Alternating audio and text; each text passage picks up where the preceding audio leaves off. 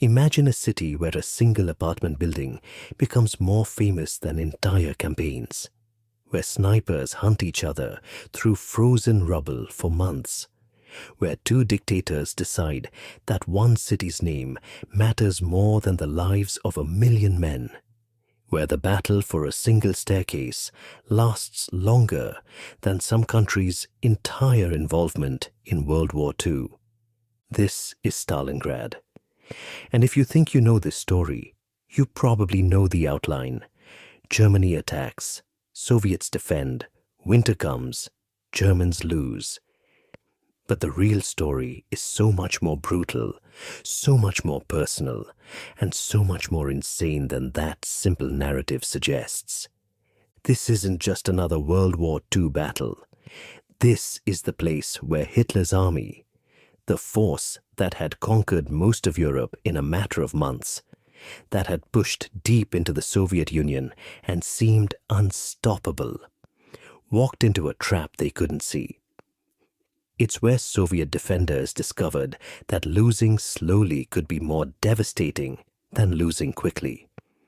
It's where factory workers fought alongside soldiers, where civilians died by the tens of thousands, and where an entire city became a weapon made of rubble, smoke, and rage. 2 million people were killed, wounded, or captured fighting over one city on the banks of the Volga River. The battle lasted 6 months. When it was over, 91,000 German soldiers went into Soviet captivity. Only about 6,000 would ever see home again. The city itself was 99% destroyed, just ruins and frozen corpses, and maybe 1,500 civilians found alive in the wreckage. But here's what makes Stalingrad matter beyond the staggering body count. This is the battle that broke the myth of German invincibility. Before Stalingrad, the Wehrmacht was advancing. After Stalingrad, they were retreating, and they would never stop retreating until they reached Berlin. This single city changed the trajectory of the entire war. If you're here because you want to understand how battles are won, not just with tactics, but with willpower, how cities become symbols that leaders will sacrifice armies to capture or defend, and how ordinary people survive when their world becomes literal hell, you're in exactly the right place. And if this kind of deep dive into history's darkest moments is what you're looking for, subscribing helps me keep making them. This is the story of Stalingrad, how Hitler's obsession with a name destroyed his best army, and how the city on the Volga became the graveyard where German victory in the East died. To understand why Stalingrad becomes the most important battle of World War II, you need to understand what's happening in the summer of 1942, because the battle doesn't start as a grand strategic plan. It starts as an obsession with a name on a map. Rewind to June 1941, when Operation Barbarossa launches and Germany invades the Soviet Union with the largest invasion force in history. Over 3 million men, thousands of tanks, overwhelming air superiority. The initial advance is staggering. Soviet forces are caught off guard, entire armies are encircled and destroyed, and the Germans push hundreds of miles into Soviet territory in a matter of weeks. By late 1941, they're on the outskirts of Moscow, and it looks like the Soviet Union is about to collapse just like France did, just like Poland did, just like every other country that faced the Wehrmacht. But Moscow doesn't fall. The Soviets hold, winter comes, and the German advance stalls. Hitler's dream of a quick knockout victory evaporates in the snow and mud outside the Soviet capital.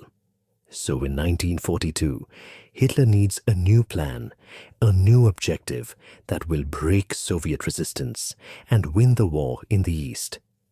That plan is called Case Blue, and it has two primary goals: capture the oil fields of the Caucasus region to fuel Germany's war machine and cut the Volga River to sever Soviet supply lines from the south. Stalingrad sits on the western bank of the Volga River. It's an industrial city, home to factories producing tractors, tanks, and steel. And it's strategically important as a transportation hub. But more than anything else, it has a name that neither dictator can ignore. The city is named after Joseph Stalin, and that fact transforms what should be a tactical objective into a personal battle between two men who rule through fear and ego. For Hitler, capturing Stalingrad means humiliating Stalin by conquering the city that bears his name. It's propaganda gold. Imagine the newsreels, the headlines, the psychological blow to Soviet morale. For Stalin, losing Stalingrad is unthinkable for exactly the same reason. His name is on this city, and if it falls, it's not just a military defeat.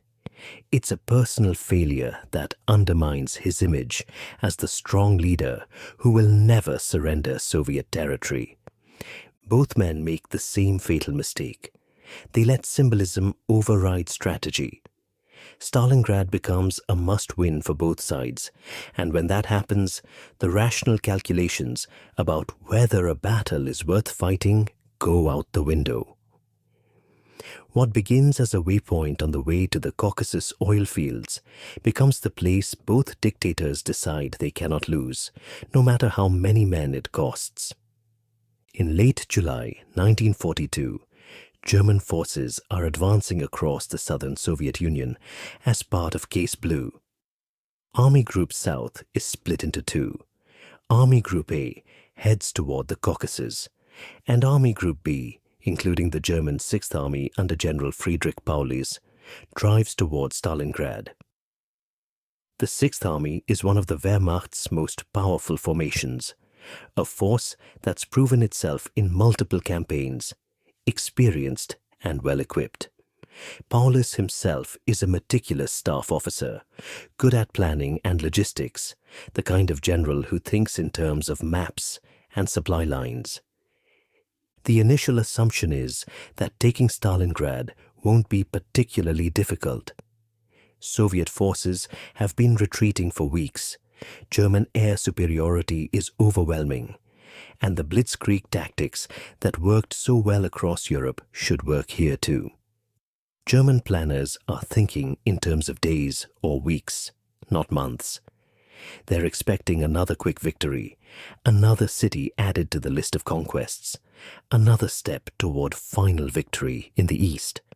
Stalin issues Order number 227 in July 1942, and it becomes infamous throughout the Red Army. Not one step back is the core message.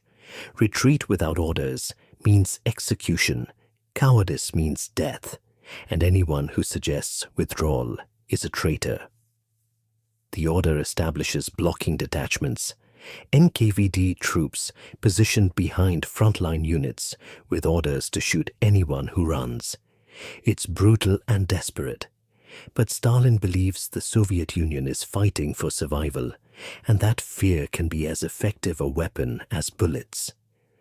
So you have two armies approaching Stalingrad with very different mindsets.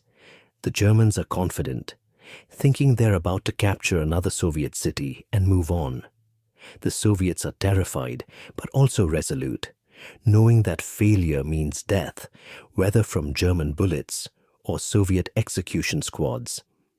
And the city itself, sitting on the Volga with its factories and workers and hundreds of thousands of civilians, has no idea it's about to become the most contested piece of ground on earth. The stage is set for catastrophe. Two armies, two dictators, one city, and a shared delusion that this battle must be won no matter the cost.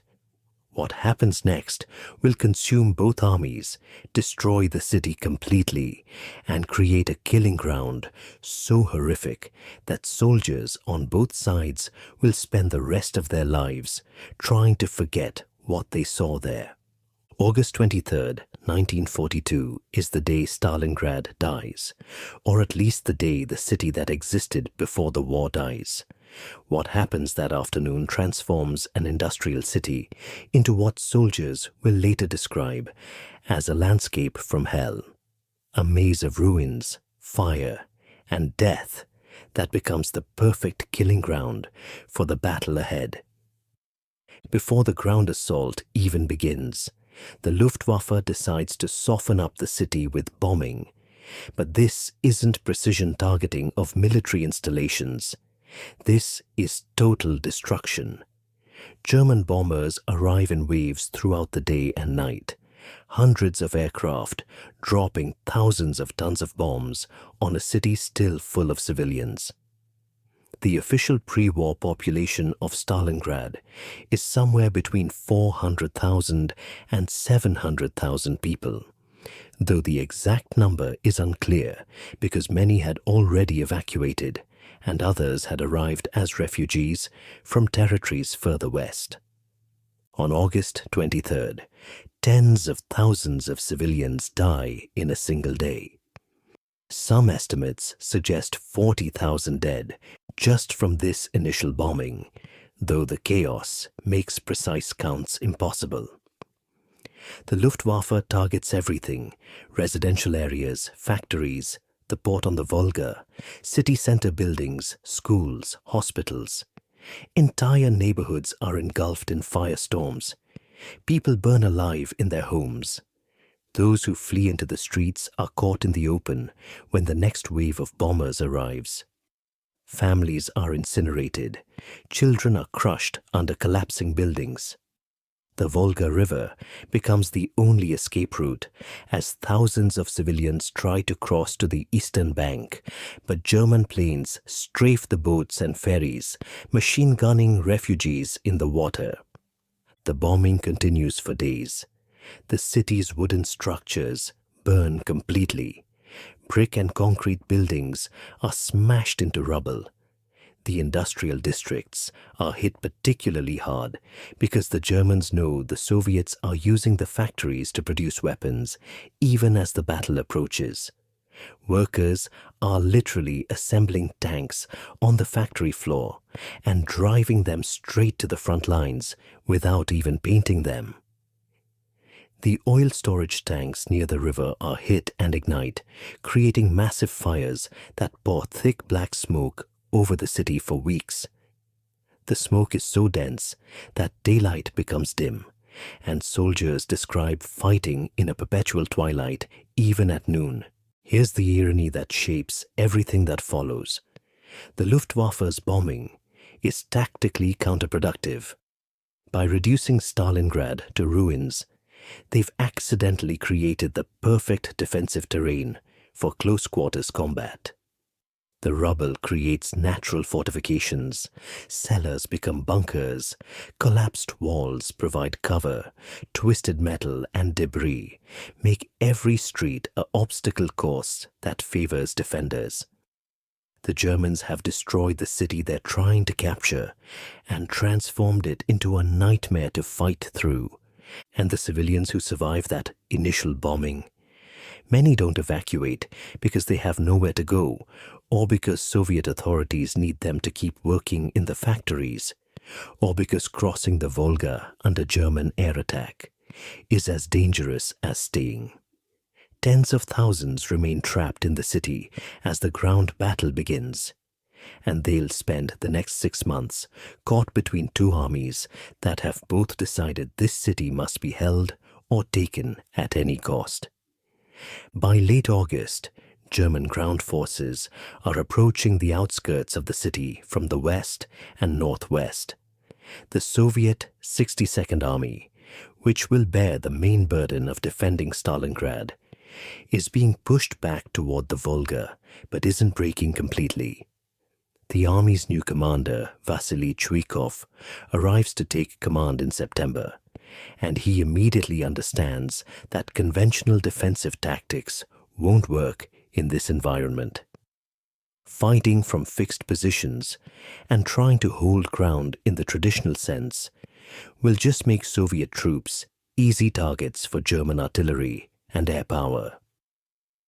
Chuikov develops what Soviet soldiers start calling hugging tactics, staying as close as possible to German positions, sometimes only meters apart, so that German artillery and bombers can't fire without hitting their own troops.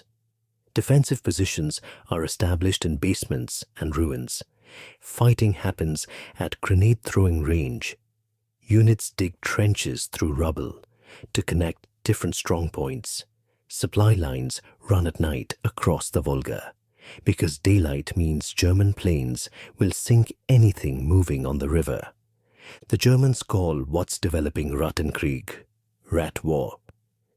Both sides are fighting in ruins, through buildings, room by room, floor by floor, staircase by staircase. A factory changes hands multiple times in a single day. A hill overlooks the city, Mamayev Kurgan, and becomes so contested that bodies pile up until the ground itself is described as composed more of corpses than earth.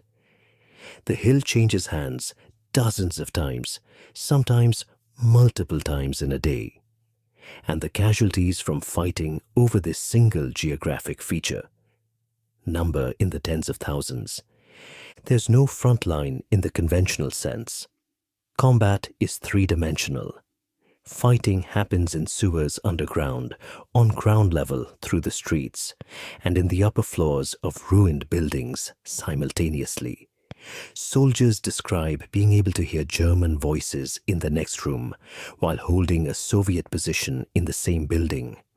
Grenades are thrown through doorways. Machine gun fire echoes through collapsed corridors. Snipers hunt each other from the ruins. Artillery pounds positions that may or may not still be occupied by the time the shells arrive.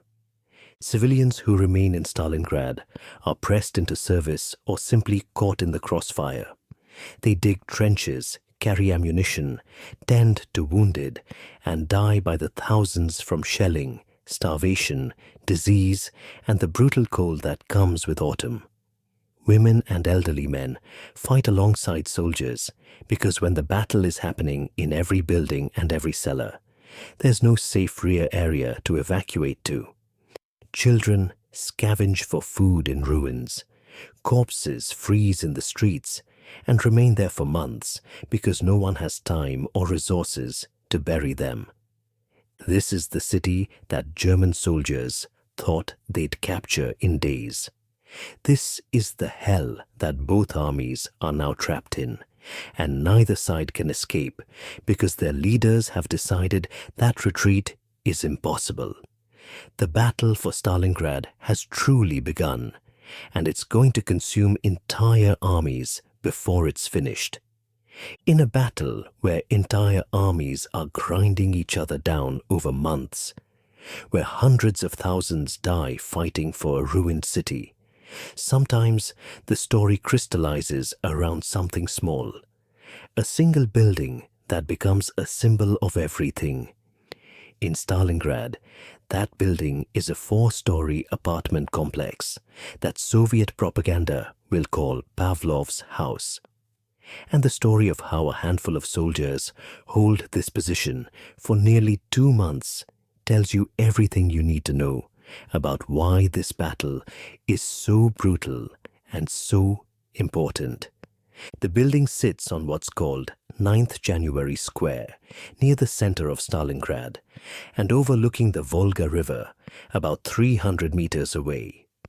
It's strategically important because it provides a clear view of approaches to Soviet positions closer to the river, and whoever holds it can direct fire and observe enemy movements across a wide area. In late September 1942, as German forces push deeper into the city, and Soviet defenders are being compressed into narrower and narrower zones along the riverbank, a sergeant named Yakov Pavlov leads a reconnaissance group of 4 soldiers to check if the building is occupied. They find it held by a small group of Soviet soldiers already defending against German attacks. Pavlov's group reinforces them, and within days, his platoon, eventually numbering around 25 to 30 men, has fortified the building into a strong point that will hold for approximately 60 days from late September through November. The official Soviet version names it after Pavlov, though the actual commander of the defense is Lieutenant Ivan Afanasyev. But Pavlov becomes the name that sticks in propaganda and memory. The defenders turn the apartment building into a miniature fortress, using the rubble and debris that surrounds them. They knock holes through interior walls to create firing positions and movement routes that don't expose them to German snipers. They reinforce the basement to serve as a shelter from artillery and bombing. They plant anti-tank mines in the approaches. Machine guns are positioned to cover every angle of attack. They dig a trench from the building to Soviet positions near the river, so supplies and reinforcements can reach them without crossing open ground in daylight. The ethnic composition of the defenders becomes part of Soviet propaganda. The group includes Russians, Ukrainians, Georgians, Uzbeks, Tatars, Jews, and others, representing the multinational nature of the Soviet Union. Whether this diversity is coincidental or somewhat arranged for propaganda purposes doesn't really matter to the men fighting there. They're all trying to survive in a building that German forces attack repeatedly and desperately. German commanders look at Pavlov's house on their maps and see a position that absolutely must be taken. It's disrupting their advance, providing Soviet artillery spotters with observation, and just existing as an intact defensive position in the middle of what should be German-controlled territory. So they attack it again and again. Infantry assaults, supported by tanks, try to storm the building.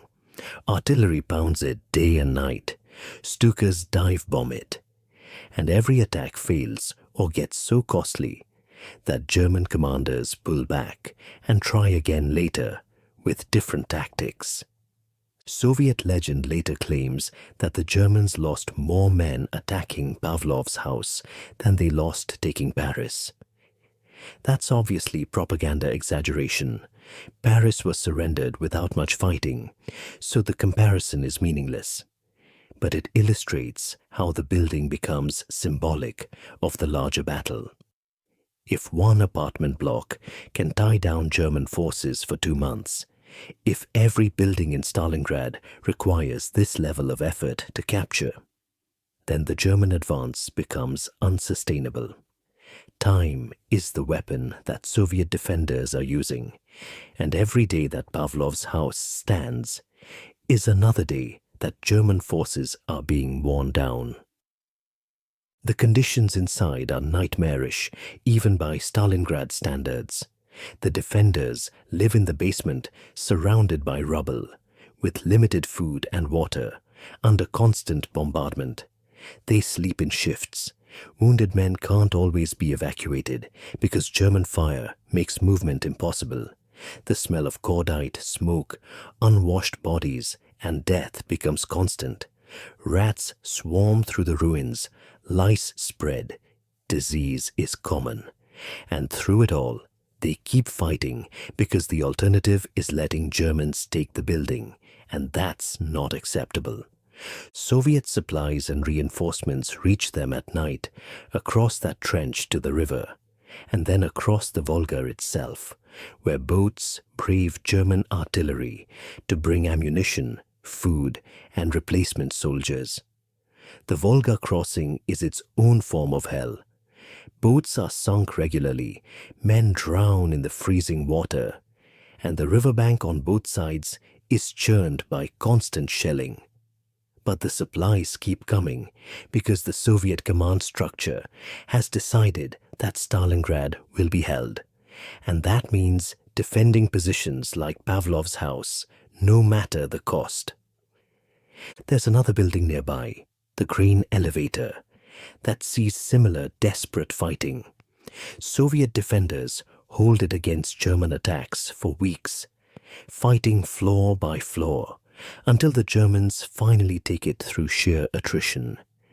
The battle for the Red October factory, the Barakadi factory, and the Dzerzhinsky tractor factory, all major industrial complexes, goes on for weeks with fighting in the ruins of production halls and workshops. Each factory becomes a separate battle within the larger battle, and each one costs thousands of lives. This is why the Germans start calling it Rattenkrieg, Rat War. They're not fighting a conventional battle anymore, where armies maneuver in open terrain and try to outflank each other. They're fighting for every room, every floor, every pile of rubble. And the Soviets are using time as a weapon, trading space for time, making every meter of ground cost German forces blood and morale and supplies they can't replace. By November, when Operation Uranus, the Soviet counter-encirclement, launches, Pavlov's house is still in Soviet hands. The defenders have held for 2 months, have survived hundreds of German attacks, and have become part of Soviet military legend. Yakov Pavlov survives the battle, is awarded Hero of the Soviet Union, and after the war becomes a monk. The building itself, or what's left of it, is rebuilt after the war and still stands today in Volgograd with a memorial noting its role in the battle. But the real significance of Pavlov's house isn't the building itself. It's what the building represents about the battle. The Germans need to take Stalingrad quickly to maintain momentum toward the Caucasus oil fields and to declare victory before winter fully sets in. Instead, they're being forced to fight for months over individual buildings, bleeding men and material for every small gain. And while they're grinding forward through the ruins, Soviet commanders are preparing the trap that will swallow them whole. While armies fight building to building and artillery pounds ruins into smaller ruins, another kind of war is happening in Stalingrad. A personal, precise, psychological war fought by snipers who turn the rubble into hunting grounds. This is where individual soldiers become legends, where patience and marksmanship matter more than numbers, and where a single bullet can have strategic impact. Vasily Zaitsev is the name that everyone knows, the sniper who becomes a Soviet propaganda hero, and whose story will eventually be told and exaggerated and mythologized until it's hard to separate fact from fiction. But the basic facts are real enough. Zaitsev is a shepherd from the Ural Mountains, an expert hunter who joins the Red Army and is sent to Stalingrad as part of the 1047th Rifle Regiment in September 1942. His hunting skills translate perfectly to urban warfare.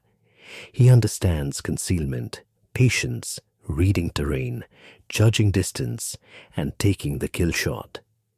Between October and December 1942, Zaitsev is credited with approximately 225 confirmed kills during the Battle of Stalingrad, though the exact number is disputed and likely includes some propaganda inflation.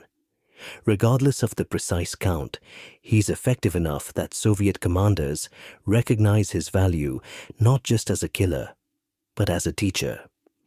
Zaitsev trains other snipers, teaching them his techniques for stalking through ruins, for finding positions that provide clear shots while remaining hidden, for timing their shots to coincide with artillery fire or other noise that masks the sound.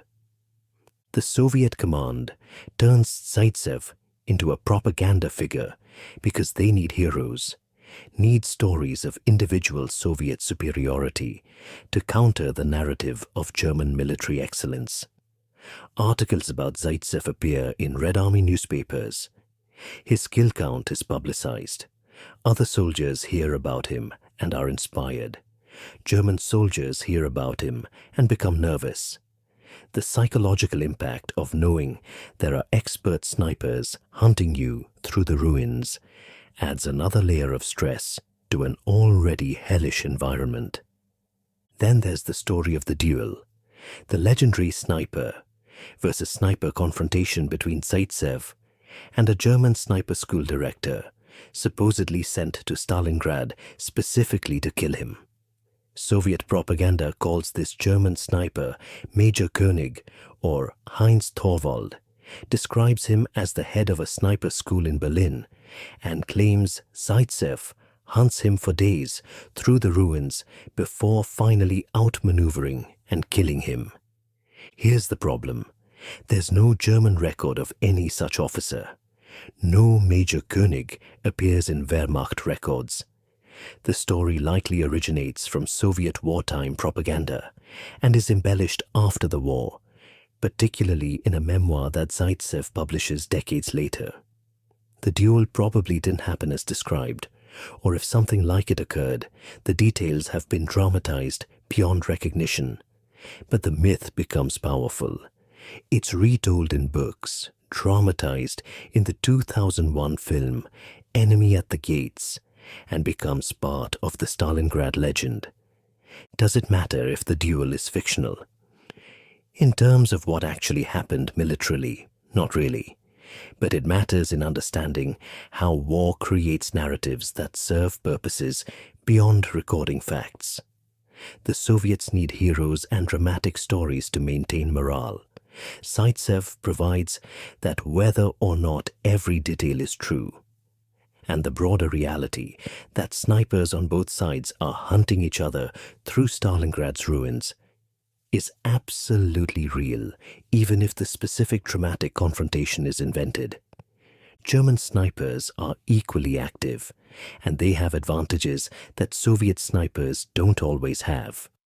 Better optical equipment, more training in some cases, and defensive positions that allow them to watch Soviet movements from concealment. But the rubble of Stalingrad gives defenders opportunities that favor the Soviets. A German sniper might have a superior scope, but a Soviet sniper who knows every alley and basement in his sector has environmental advantages that technology can't overcome. The sniper war adds a dimension of constant threat to everyday survival in Stalingrad.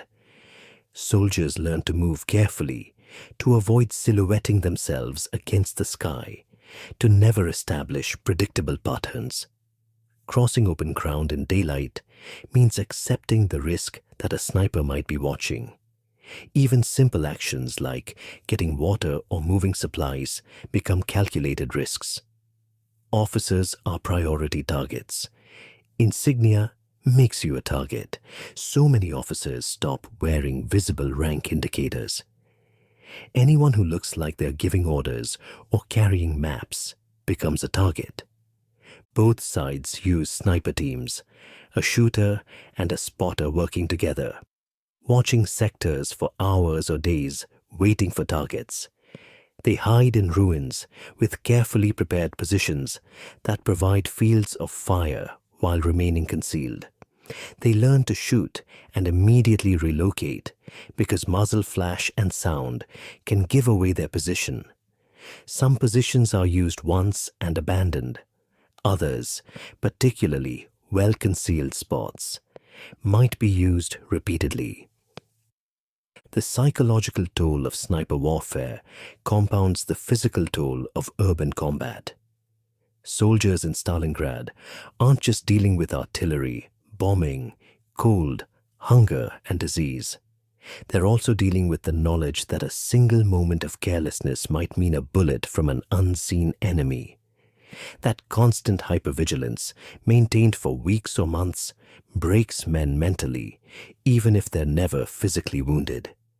Zaitsev survives Stalingrad and continues fighting through the rest of the war. He's eventually wounded by a landmine in 1943 that temporarily blinds him, but he recovers and returns to combat. After the war, he works in a factory in Kiev and lives quietly until dying in 1991.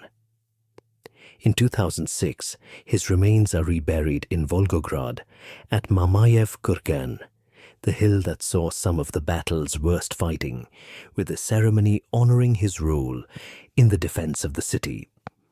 The legacy of Stalingrad's snipers extends beyond individual soldiers. The tactics developed there, the training methods Zaitsev and others teach, the psychological understanding of how snipers affect enemy morale. All of this becomes part of Soviet and later Russian military doctrine. The sniper as a strategic weapon, not just a battlefield oddity, is validated at Stalingrad. But underneath the legends and the propaganda and the dramatic stories, the reality is simpler and grimmer. Men with rifles are hunting other men through frozen ruins, taking lives from distance with precision, and adding their kills to a battle that's already consuming armies wholesale. While German forces are grinding deeper into Stalingrad's ruins, and both sides are feeding more men and material into the city's meat grinder, something is happening that German commanders either don't see or don't understand until it's too late. The Soviets aren't just defending desperately. They're preparing a trap that will destroy the German Sixth Army completely.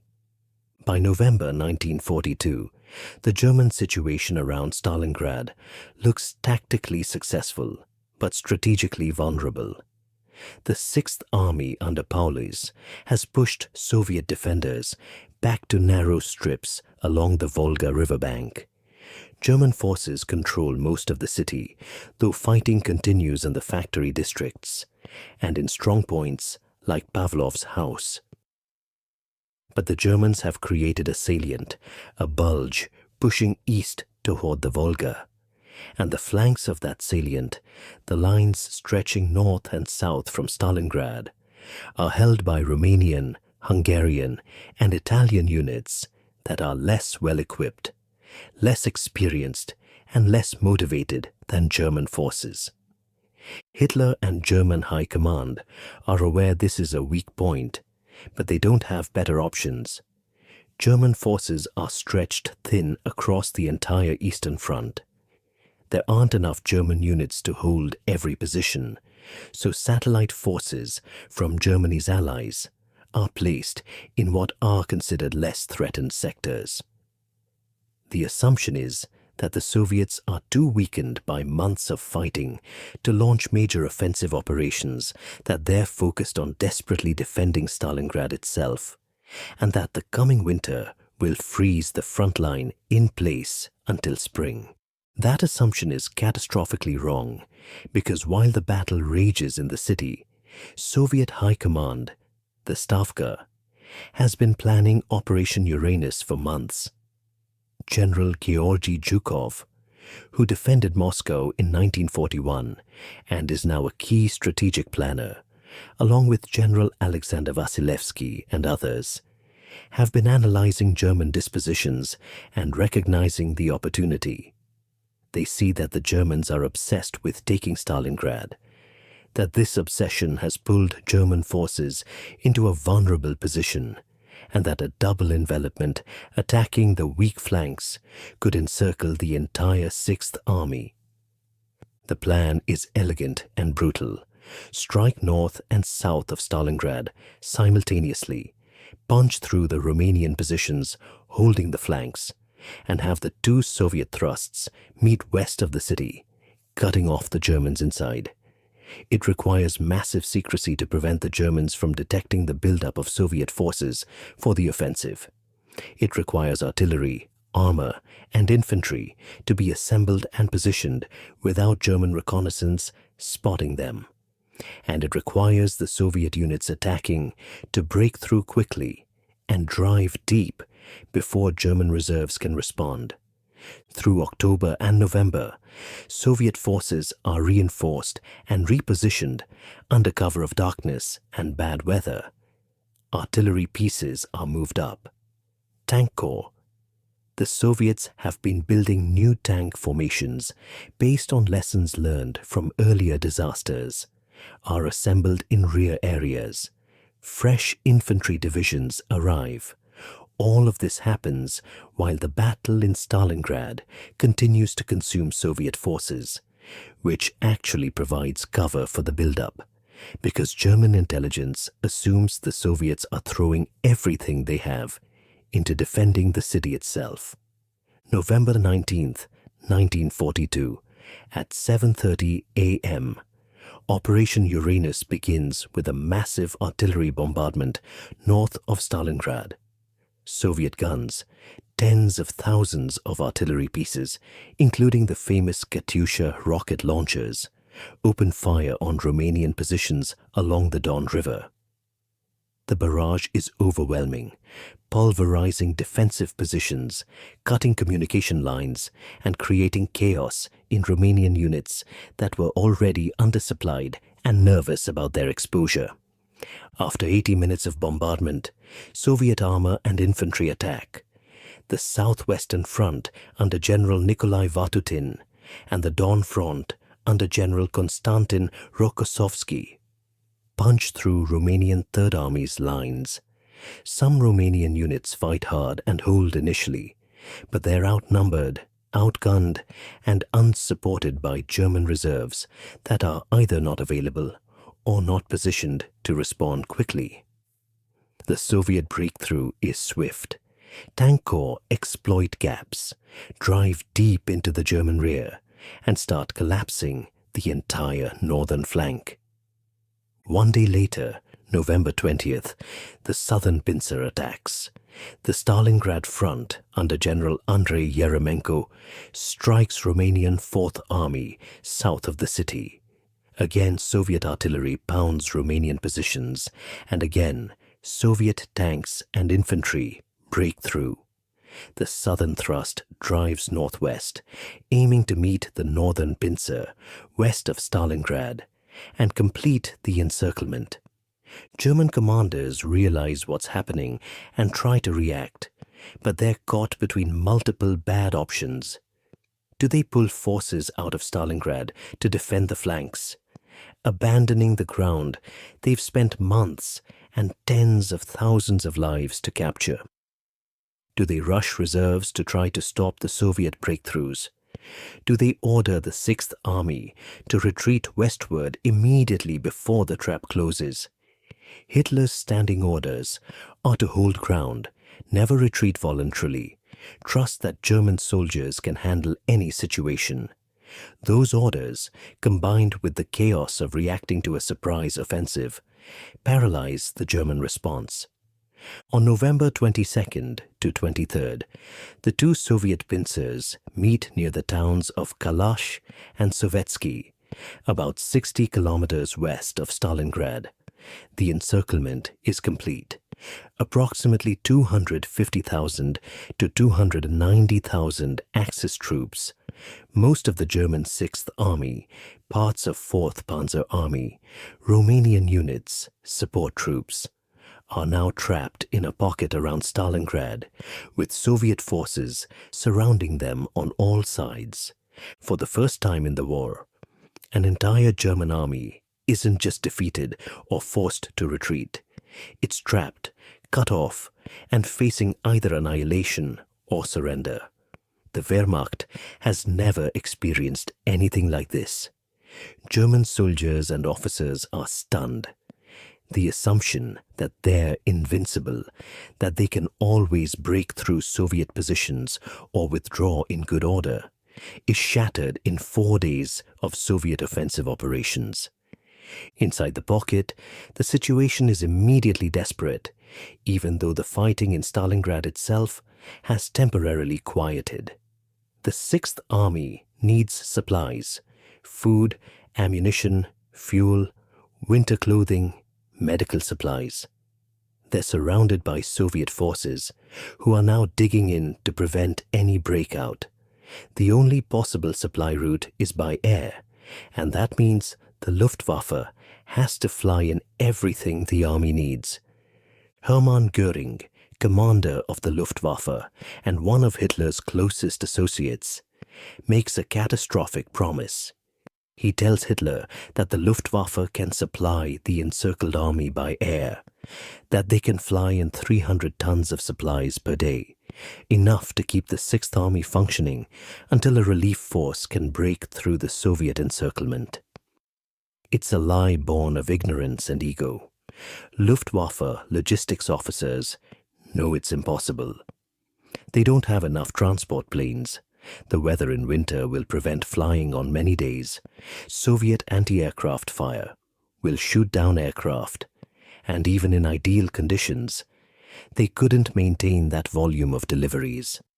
But Hitler believes Goering, or wants to believe him, because the alternative is admitting that the Sixth Army needs to break out immediately, and that means abandoning Stalingrad.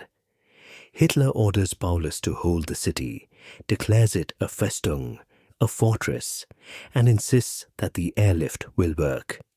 He promotes Paulus and other officers, promises reinforcements and relief operations, and tells the trapped soldiers that they must hold their positions. The airlift begins, and it's a disaster from the start. On good days, the Luftwaffe might deliver 100 tons of supplies. On many days, weather prevents flying entirely. Soviet anti-aircraft guns and fighters shoot down transport planes in increasing numbers. The airfields inside the pocket come under Soviet artillery fire, making landings and takeoffs incredibly dangerous. Planes that do land are sometimes destroyed on the ground before they can unload. The supplies that do get through are nowhere near enough to sustain an army of 250,000 men. Soldiers start receiving one-quarter rations, then less, as the food runs out. Winter is arriving and German soldiers are not prepared. They don't have adequate winter clothing because the campaign was supposed to be over before the cold set in. Temperatures drop well below freezing. Soldiers suffer from frostbite, hypothermia, and exposure. Horses die from starvation and cold. Vehicles freeze and become inoperable. Wounded men can't be evacuated because there aren't enough planes, so they're left in freezing bunkers and cellars with minimal medical care. The Soviets, meanwhile, are not content to just contain the pocket. They want to destroy it completely, to capture or kill every Axis soldier trapped there. But they also need to defend against German relief attempts. And in December, those attempts begin. Field Marshal Erich von Manstein, one of Germany's most skilled commanders, assembles Army Group Dawn with the mission of breaking through to the encircled Sixth Army. Operation Winter Storm launches in mid-December, with armored divisions driving toward the pocket from the southwest. For a few days, it looks like it might succeed. German forces punch through Soviet defenses and get within about 48 kilometers of the pocket's perimeter. This is the critical moment. If Paulus orders the Sixth Army to break out toward Manstein's relief force, fighting their way through Soviet lines in a desperate dash, they might escape the encirclement. Officers in the pocket plead for permission to attempt a breakout, but Hitler refuses to authorize it. He insists that the Sixth Army must hold Stalingrad, that abandoning the city is unacceptable, that they should wait for Manstein to reach them rather than breaking out themselves. Manstein's offensive stalls under Soviet counterattacks. The relief force can't get any closer, and the window for breakout closes as Soviet forces strengthen their encirclement and launch their own offensives that push Manstein back. The Sixth Army is doomed, and every officer with a map and an understanding of logistics knows it. But Hitler's orders mean they will stay in the pocket and die there rather than attempting to save themselves. The trap has closed, and there's no escape. The city that was supposed to fall in days has become the graveyard where an entire German army will be buried. The German word for the encirclement is Kessel, literally cauldron, and inside that cauldron through December 1942 and January 1943, an army is dying slowly from cold, starvation, disease, Soviet attacks, and the abandonment of all hope. By late December, the situation inside the Stalingrad pocket is beyond desperate. The Luftwaffe airlift has completely failed to deliver adequate supplies. Soldiers are on starvation rations. Men are eating horses, dogs, rats, anything they can find. Bread rations are down to a few ounces per day. There's no fresh food, no vegetables, no source of nutrition beyond whatever meager supplies arrive by air. Malnutrition becomes universal. Men lose dramatic amounts of weight. Their bodies consume muscle mass to survive. They become weak, unable to fight effectively, barely able to move in the cold. The cold itself is killing as many men as Soviet bullets. Temperatures regularly drop to -20 or -30 degrees Celsius or lower. German soldiers have inadequate winter clothing. Many are still wearing the uniforms they had in summer and autumn, with improvised additions like newspaper stuffed into jackets for insulation or rags wrapped around feet. Frostbite is epidemic. Fingers, toes, ears, and noses freeze and turn black. Amputations are common, but medical supplies are running out and anesthesia is scarce. Soldiers with frostbitten limbs often just wait to die rather than face amputation without painkillers. Hypothermia kills men in their sleep. They go to sleep in a frozen bunker and simply don't wake up. Others die more slowly from exposure, their bodies unable to maintain core temperature on starvation rations. Horses and vehicles freeze solid. Weapons malfunction in the cold. Artillery has to be warmed before firing or the metal becomes brittle. Tank engines won't start. The entire army is shutting down. Disease spreads through the crowded, filthy conditions. Typhus, dysentery, pneumonia, and other illnesses sweep through units living in ruins and cellars with no sanitation. The wounded can't be properly treated because medical supplies are nearly gone. Antibiotics, painkillers, bandages, surgical equipment all run out. Field hospitals become holding areas where men wait to die. The walking wounded stay with their units because there's no point in seeking medical care that doesn't exist. Morale collapses. Soldiers know they're abandoned. They listen to Hitler's speeches on the radio promising relief that never comes. They watch planes shot down trying to bring supplies. They see their friends die from hunger and cold. Some units maintain discipline through sheer professionalism or fear of punishment. Others fall apart. Soldiers desert their positions and huddle in the warmest shelters they can find. Officers lose control. Entire formations cease to function as military units. Suicides increase. Soldiers shoot themselves rather than face slow death from starvation or surrender to the Soviets. Officers discuss whether they should follow Hitler's implied expectation that generals commit suicide rather than surrender. But most decide survival is preferable to dying for symbolism. The Soviets are not passive during this death spiral. On January 8, 1943, they offer surrender terms, essentially decent treatment as POWs in exchange for immediate capitulation. Paulus forwards the offer to Hitler, hoping for permission to surrender and end the suffering. Hitler's response is predictable.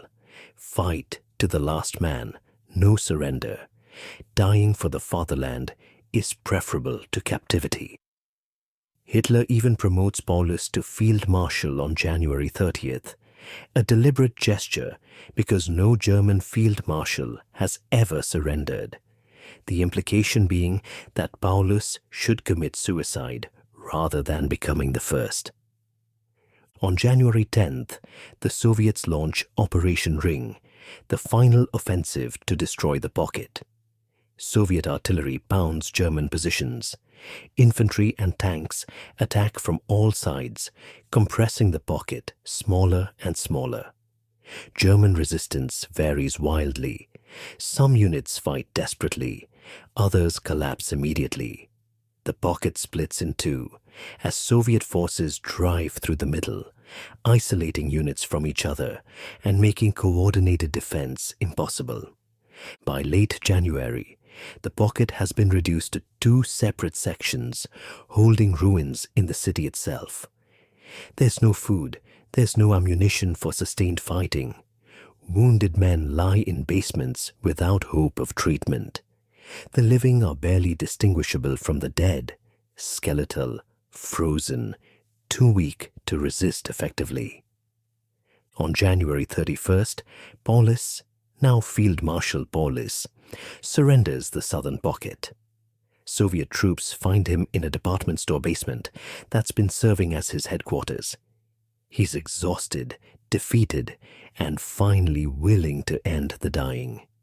The northern pocket holds out 2 more days before surrendering on February 2nd, 1943. Approximately 91,000 German and Axis soldiers go into Soviet captivity. They're the survivors, skeletal, sick, frostbitten, traumatized. The Soviets march them east to POW camps, and the march itself kills thousands more who are too weak to walk. In the camps, disease, malnutrition, and harsh conditions kill most of the rest. Of the 91,000 who surrender, only about 5,000 to 6,000 will ever return to Germany, most not until the 1950s. The rest die in captivity, buried in unmarked graves across the Soviet Union. The city itself is dead.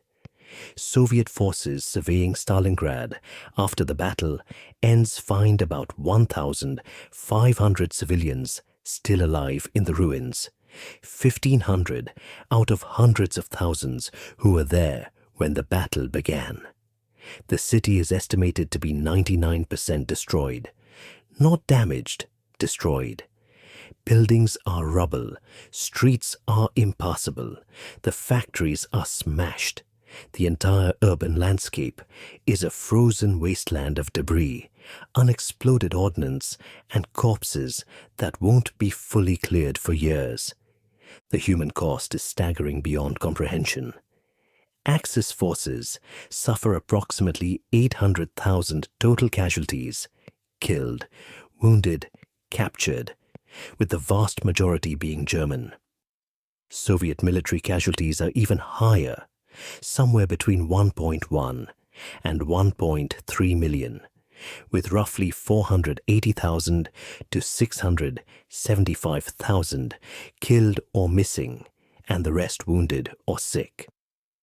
Civilian deaths are estimated at minimum 40,000, with some sources suggesting 200,000 or more, when accounting for those who died from starvation, disease, and cold, in addition to direct combat deaths.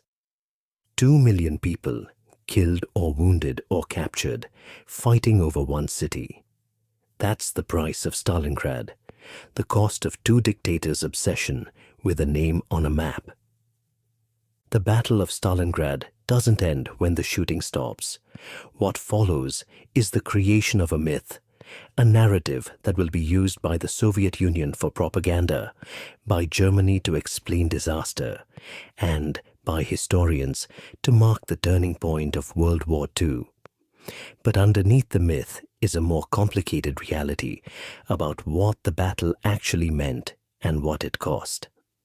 For the Soviet Union, Stalingrad becomes the founding myth of victory in what they call the Great Patriotic War. This is the battle that proves the Red Army can defeat the Wehrmacht. This is where Soviet soldiers, workers, and civilians stopped the German advance through will, sacrifice, and Communist Party leadership. Every element of the battle is mythologized. Pavlov's house becomes a symbol of determined resistance. Zaitsev becomes a superhero sniper. The defenders become unstoppable heroes who never considered surrender. The reality, of course, is grimmer. Soviet soldiers did fight with incredible determination, but that determination was enforced as much by NKVD blocking detachments and order number 227 as by patriotism. Civilians died in massive numbers, many of them killed by Soviet decisions to keep them in the city, to maintain factory production and support the defense. The casualty rates were horrific because Soviet commanders were willing to accept enormous losses to hold ground, trading lives for time, in a calculus that worked strategically but was devastating individually. Stalin uses Stalingrad to solidify his image as the leader who saved the Soviet Union. The victory is portrayed as validating his leadership, his refusal to surrender, his insistence that the city with his name must never fall. In reality, Stalin's interference in military operations in 1941 and early 1942 contributed to many of the disasters that preceded Stalingrad, and the victory there owes more to commanders like Zhukov, Rokossovsky, and Chuikov, who developed the actual tactics and strategy. For Germany, Stalingrad becomes the moment where everything changes. Before Stalingrad, the Wehrmacht has been advancing for 3 years.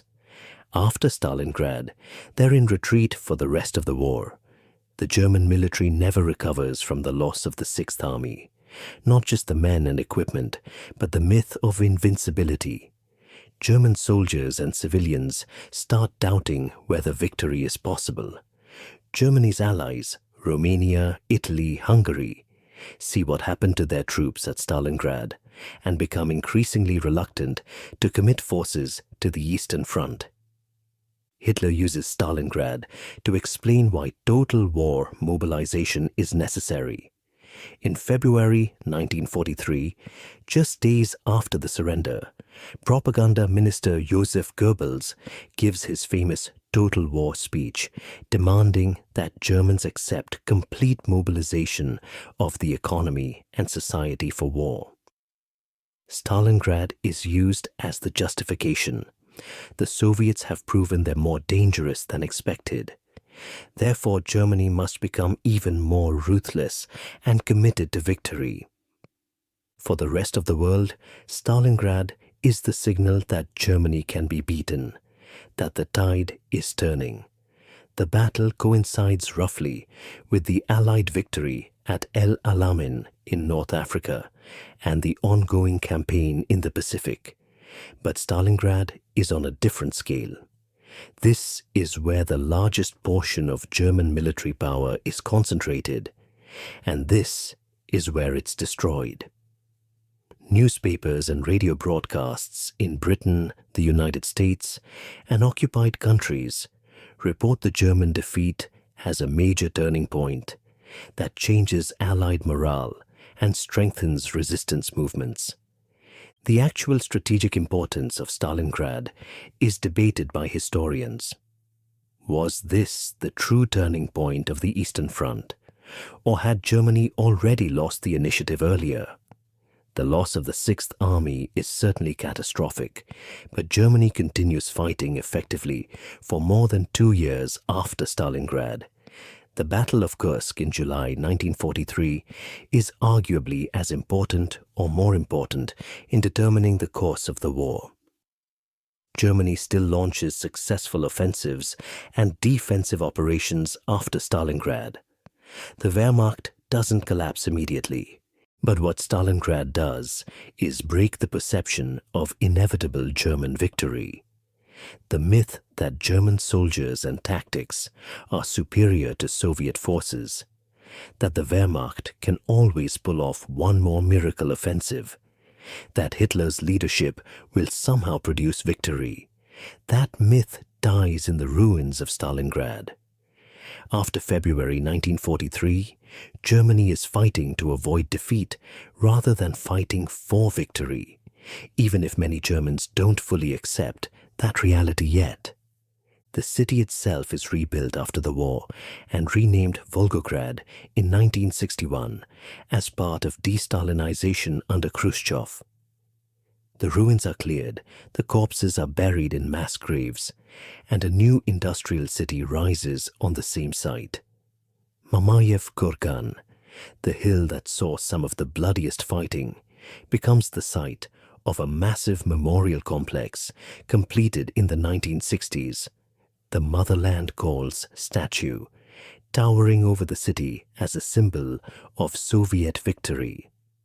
The grain elevator and some other damaged buildings are preserved as reminders of the battle. In the 2000s and 2010s, there's a movement in Russia to rename the city back to Stalingrad, arguing that the name represents the victory and sacrifice that defeated fascism, not Stalin's dictatorship. In 2013, the City Council declares that 6 days per year, the city can officially use the name Stalingrad for commemorative purposes. In 2019, the airport is renamed Stalingrad International Airport. The debate continues, reflecting how the battle remains central to Russian national identity and memory of World War II. For veterans who survived, Stalingrad remains the defining experience of their lives. Soviet veterans describe it as the worst fighting they saw in the entire war. Worse than Berlin, worse than Kursk, worse than anything else because of the combination of close quarters combat, winter conditions, and the absolute desperation on both sides. German survivors rarely speak of it in detail, traumatized by the defeat and the memory of watching their army die slowly in the cold. The battlefield itself remains dangerous decades after the war. Unexploded ordnance, grenades, shells, and bombs continue to be found during construction projects. Human remains are still discovered. Soldiers who were never buried, who froze in rubble-filled basements, who disappeared in the chaos. Search teams working in the 21st century continue finding and identifying bodies, giving families closure 70 or 80 years after the battle.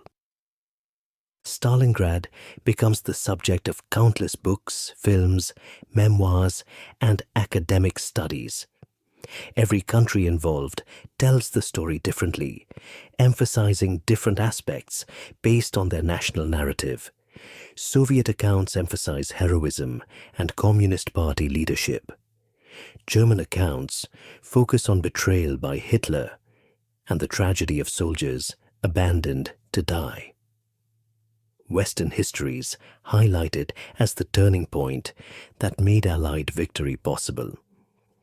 Each version contains truth, but none tells the complete story, because the complete story is too large and too complicated for any single narrative.